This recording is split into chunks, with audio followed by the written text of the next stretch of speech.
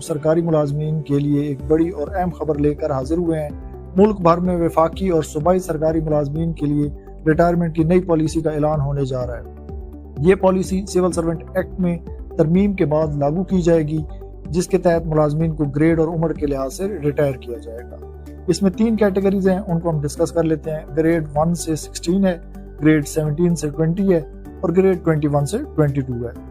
نئی پالیسی کے جو اہم نکات ہیں وہ آپ کو بتا دیتے ہیں۔ سال کی عمر کا تحفظ جو ہے وہ ختم کیا جا رہا ہے۔ 16 ایئر جو سال کی عمر سے پہلے ریٹائر کیا جا سکتا ہے، اور جبری رخصتی جو ہے وہ بھی اب کی جائے گی۔ 58 سال یا اس سے زائد عمر کے ملازمین کو فوری طور پر ریٹائر کیا جائے گا۔ مرحلہ وار ریٹائرمنٹ پہلے 30 سال سروس والے، پھر 25 سال والے ملازمین کو ریٹائر کیا جائے گا۔ غیر ضروری پوسٹ جو ہیں ان کا بالکل ہی خاتمہ کر دیا جائے گا۔ ایسی پوسٹ جن کی ضرورت باقی نہیں رہی ہے، ان پر کام کرنے والے ملازمین کو بھی ریٹائر